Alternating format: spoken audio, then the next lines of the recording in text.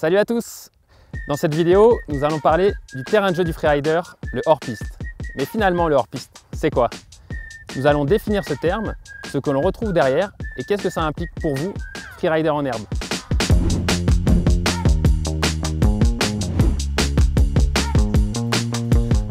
Alors avant tout, parlons de ce qu'est une piste. Une piste est jalonnée. On retrouve des jalons de couleur de chaque côté de la piste. Cette couleur dépend du niveau de difficulté de la piste. On retrouve également des panneaux qui sont numérotés avec le nom de la piste.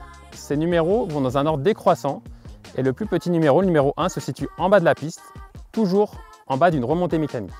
Une piste est damée par le service de damage, pas forcément tous les jours, mais très régulièrement. Le damage s'effectue soit en fin de journée, soit au petit matin s'il a neigé pendant la nuit par exemple.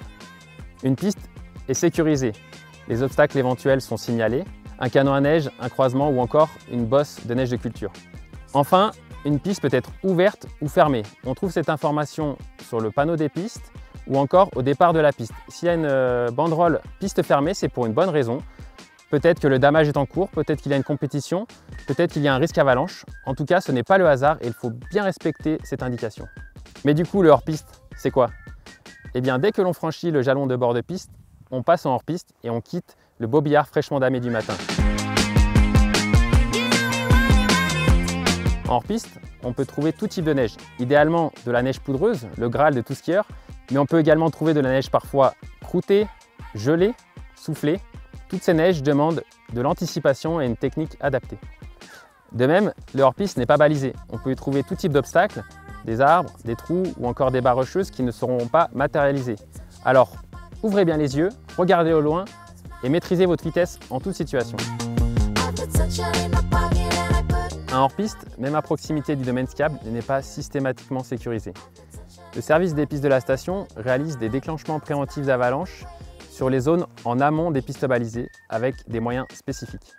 En revanche, les pisteurs ne réalisent pas de déclenchement préventif d'avalanche sur l'ensemble du domaine skiable. Il faut donc simplement en avoir conscience et adopter la bonne attitude. Avoir le bon matériel, s'informer sur les conditions de neige, la météo et respecter les règles essentielles de sécurité. Au contour du domaine skiable, on peut trouver des cordes avec des panneaux d'avertissement. Ceci vous indique que vous sortez du domaine skiable et que vous rentrez dans une zone de montagne. Enfin, petit conseil pour finir, étudiez en avance votre itinéraire. Un hors-piste ne se termine pas systématiquement en bas d'une remontée mécanique. De mauvaises surprises arrivent rapidement. Voilà, vous savez tout sur le hors-piste. Gardez bien en tête ces quelques notions pour que le hors-piste reste avant tout un plaisir.